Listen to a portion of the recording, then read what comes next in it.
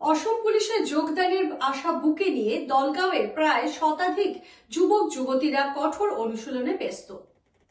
অসম পুলিশে যোগদানের জন্য তৈরি দলগাঁও অঞ্চলের যুবক যুবতীরা প্রায় 200-র অধিক যুবক যুবতী শারীরিক অনুশীলনে ব্যস্ত।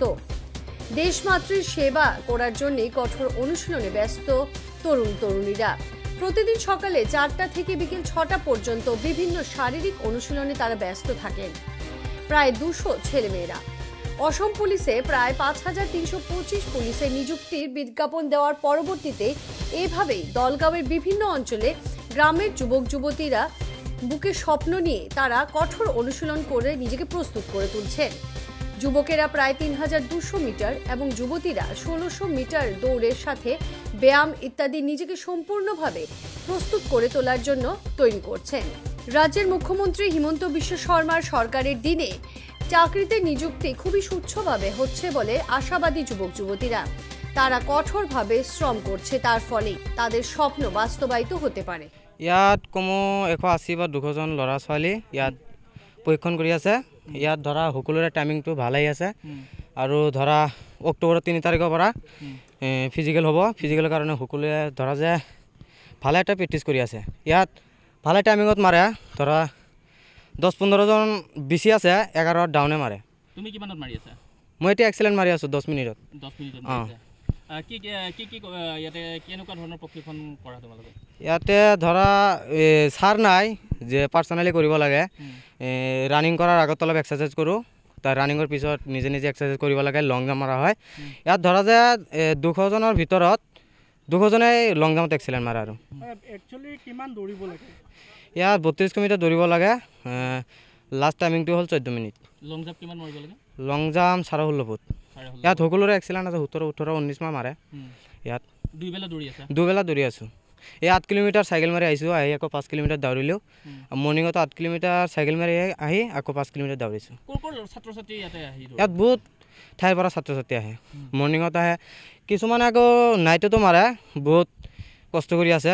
আপোনালোকে দোৱা কৰিব যাতে এবাৰ বীজ ফাৰ্মৰ পৰা সকলোৱে সফলতা লাভ কৰে।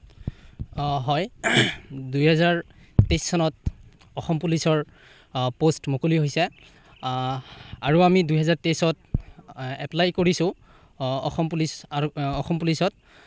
যিহেতু আমি 2023 চনত অসম পুলিচৰ যিখন পোষ্ট ওলাইছে তাত এপ্লাই কৰিছোঁ আৰু এই পোষ্টৰ চাকৰি পাবৰ কাৰণে আমি 1-2 বছৰ ধৰি আমি দৌৰি আছোঁ। আৰু আমাৰ অক্টোবৰ মাহৰ 3 তাৰিখে যিহেতু আমাৰ ফিজিকেল পৰীক্ষা আৰম্ভ হ'ব, সেইবাবে আমি আৰু সেই পৰীক্ষাৰ বাবে আমি সাজু হৈছোঁ। তো আৰু আমাৰ ইয়াতে আগে পাছে ৰানিং কৰি দৌৰি চাকৰি পাইছে আৰু আমিও আশা কৰিছোঁ এইখন নিজ দলগাঁও বিছপাম এইখন ফিল্ডৰ পৰা এইবাৰ প্ৰায় 60জন ল'ৰা ছোৱালীয়ে দৌৰি আছে। ইয়াৰ পৰা প্ৰায় 40-50 জনমান এবাৰ পাব বুলি আশা কৰিছোঁ। আৰু কি কৰা ইয়াতে আমি 1 নম্বৰ দৌৰোঁ, তাৰপাছত আৰু এক্সাৰচাইজ কৰোঁ।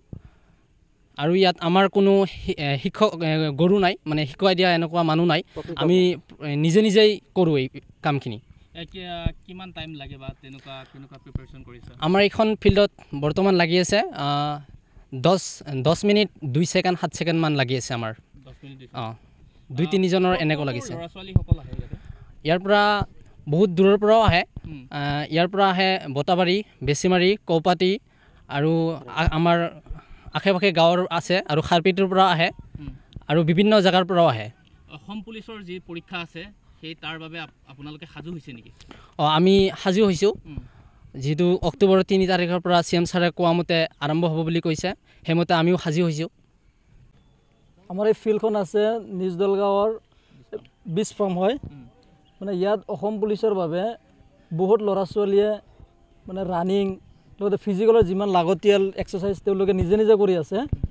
আৰু ক'বলৈ গ'লে ইয়াত হিচাপ কৰিলে কমেও 200 মান ল'ৰা ছোৱালী ওলাব। তো 200 মান ল'ৰা ছোৱালীয়ে ডেইলি ৰাতিপুৱা আবেলি তেওঁলোকৰ মানে যিমান ফিজিকেলত লাগতিয়াল এক্সাৰচাইজ তেওঁলোকে নিজাববীয়াকৈ কৰি আছে।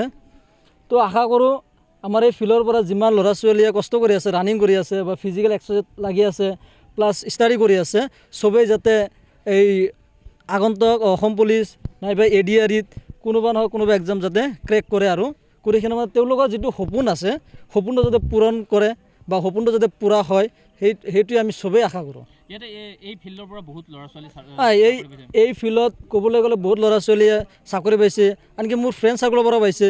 এক্সাম্পলো আছে ভাল ভাল, যিটো আছাম পুলিচৰ ফায়াৰ ব্ৰিগেডত পাইছে, লগতে SSCটো পাইছে, লগতে ইণ্ডিয়ান আৰ্মিটো পাইছে। আশা কৰোঁ ইয়াৰ মাজত আৰু এটা ৰিজাল্ট আহিব, যিটো নেকি হাতেম, তেওঁৰ ৰিজাল্ট আহিব। তেওঁ ফিজিকেল আমাৰ এইটো ফিল্ডৰ পৰা নিজে কৰি, আৰু আনকি সি আমাক শিকাইছিলোঁ যে কেনেকৈ ফিজিকেল কৰিব লাগে, কেনেকৈ ষ্টাডি কৰিব লাগে। সি মেডিকেল তাৰপিছত ফিজিকেলত যিমান এক্সাৰচাইজ আছিল প্লাছ এক্সামো পাছ কৰি আহিছে। আশা কৰোঁ তাৰো ৰিজাল্ট ভাল হ'ব।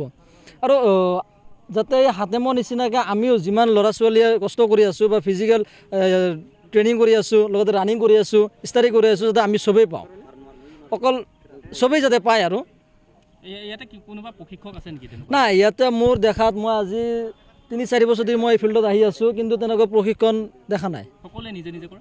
চবেই নিজে কৰে। ইয়াতো শিকোৱাৰ মানুহ এতিয়ালৈকে অহা নাই।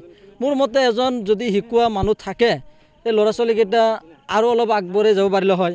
কাৰণ তেওঁলোকৰ নিজৰ মাইণ্ডছেটৰ দ্বাৰাতো কৰি আছে, কাৰণ তেওঁলোকে নাজানে যে কোনটো কেনেকৈ কৰিব লাগে, তো নিজেহে কৰি আছে। লাগে এজন প্ৰশিক্ষণৰ বহুত দৰকাৰ।